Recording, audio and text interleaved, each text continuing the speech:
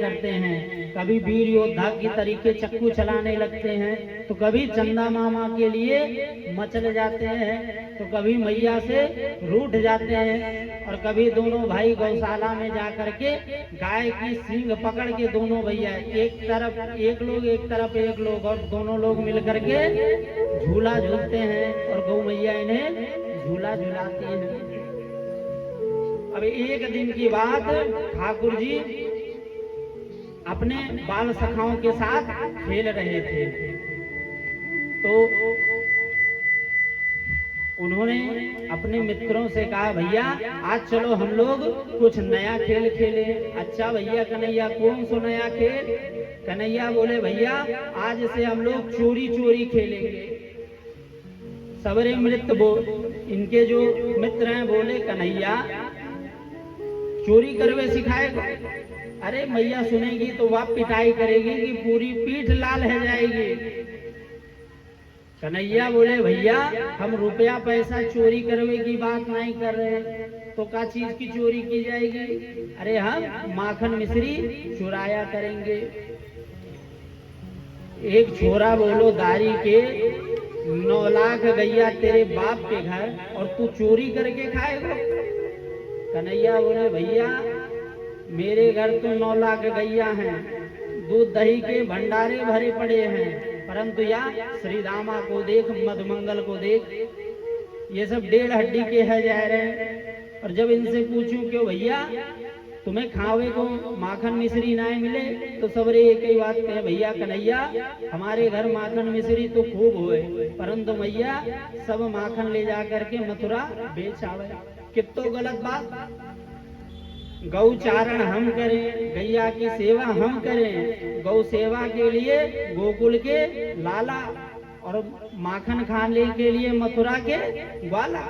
अगर इसी तरीके से चलता रहा तो हम सब माखन बेच बेच करके 1.5 हड्डी के रह जाएंगे।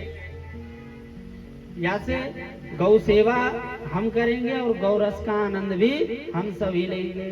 सबरे ग्वाला बोले, भैया कन्हैया तेरी या बात में तो दम है, तो बोल कौन के घर चोरी की जाए?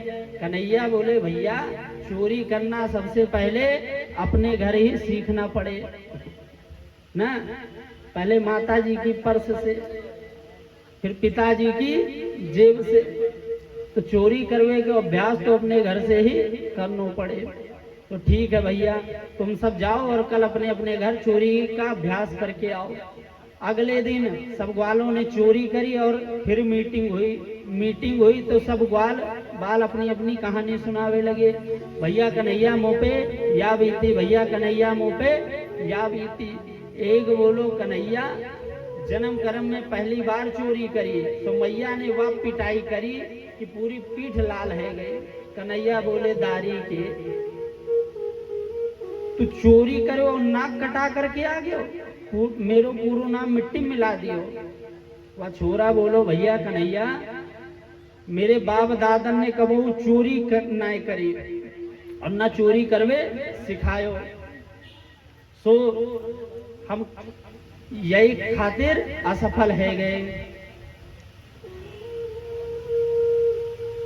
कन्हैया बोले, भैया तो एक काम करो, एक मंडली का निर्माण करो और इस मंडली में सब लोग भर्ती हो जाओ, एक संगठन बनाओ और हम लोग मिल करके चोरी करेंगे। और इस संगठन का एक ही लक्ष्य होगा कि हम आपको चोरी करने में निपुण कर देंगे। सबके सहमति से एक मंडली बनी जिसका नाम रखा गया बाल गोपाल चोर विद्या प्रचार मंडल।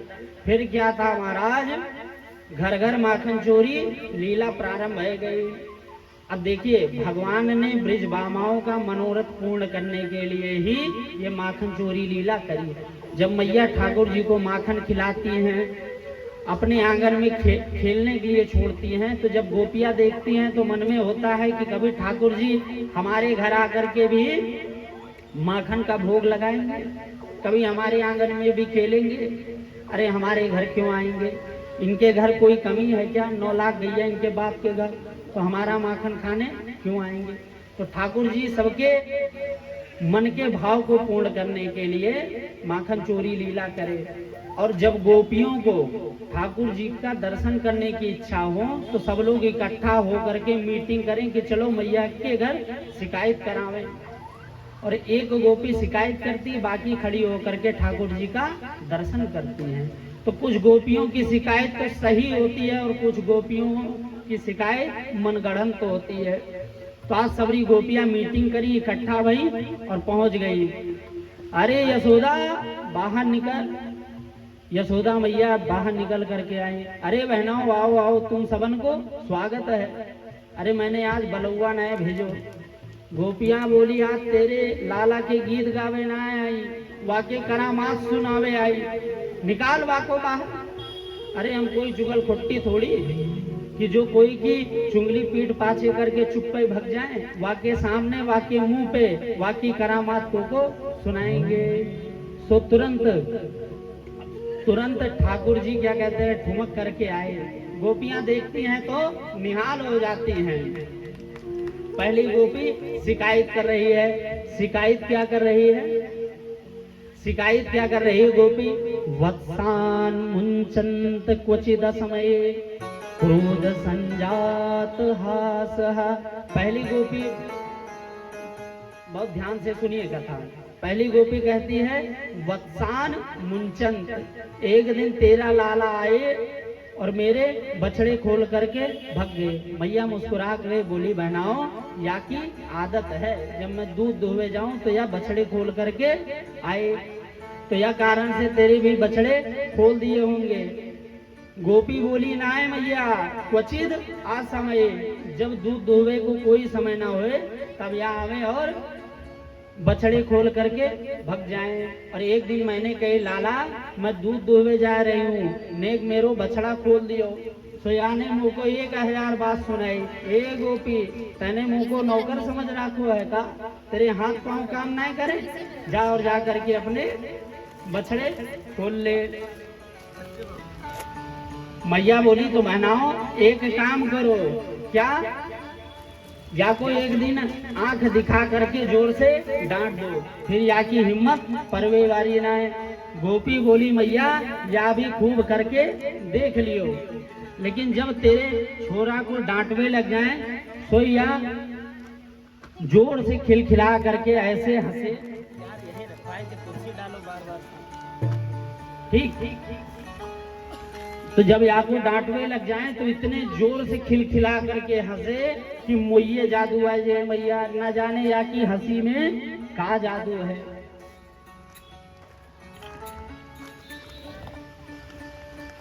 मैया बोली तो बहनाओ एक काम करो, का?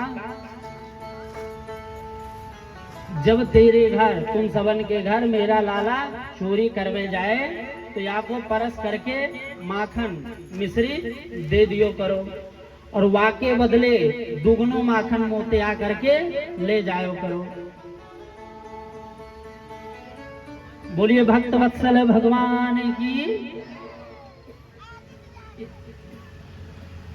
तो वाके बदले मुंह से दुगनो माखन ले जायो करो। गोपी बोली मैया कैसी बात करो, अगर तेरो लाला नेक सो माखन खाए लेगो तो हम तो से शिकायत करवे आएंगे क्या?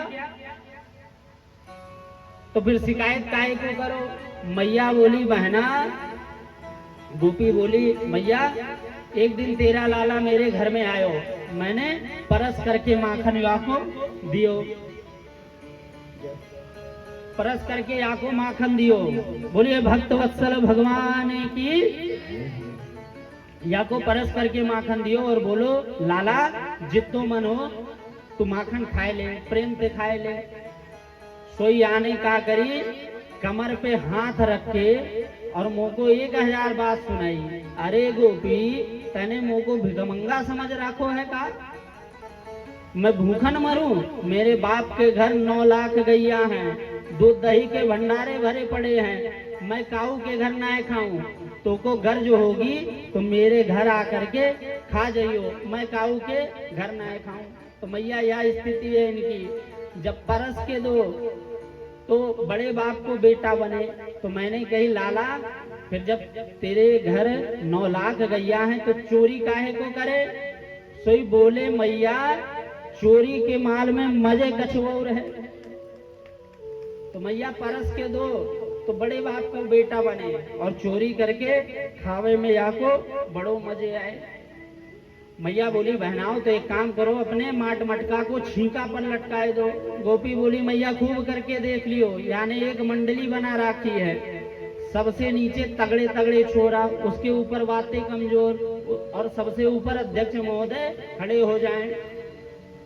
सोई माट मटका इनके हाथ लग जाए और निकाल करके माखन खाएं और वह छोरन को भी खवावें। एक गोपी बोली मैया मेरी और सुन ले। मैया बोली हाँ बहन तू भी अपनी शिकायत सुना। बोलिए भक्तवत्सल भगवान की। तो वह गोपी कहती है मैया एक दिन तेरा लाला मेरे घर में घुस आयो, मैं चुप्पे छिपी सब देखती रही कि अपने ही छोरा हैं, जो भी खानो पीनो है खाए पी लेन दो। सो अध्यक्ष महोदय घुस गए एक कमरे में। तो मैया मेरे घर में इतने माखन हैं कि खाते खाते या को पेट भर गयो। सया ने अपने ग्वाल बालन को खवानो प्रारंभ कर दियो। ग्वाल बाल भी खा खा करके एकदम अघा गए, तृप्त हो गए। तो मैया यानी ऐसी आवाज लगाई, ऐसी आवाज निकारी कि मेरे घर में हजारन बंदर इकट्ठा है गए। अब मैया ना जाने या कि बंदरन से का रिश्तेदारी है। बंदरन को भी लुटा लुटा करके माखन खवानो प्रारंभ कर दियो। खा खा करके बंदर भी अघा गए, एकदम तृप्त हो गए। बंदरन के भी गलफड़े लटक गए। सो एक बंदर आयो और मटका सूंघ करके और भाग गयो। तो जैसे बंदर ने मटका सूंघी वैसे तेरे लाला ने भी मटका सूंघी और नाक सिकोड़ के भौं तान करके बोलो अरे राम राम।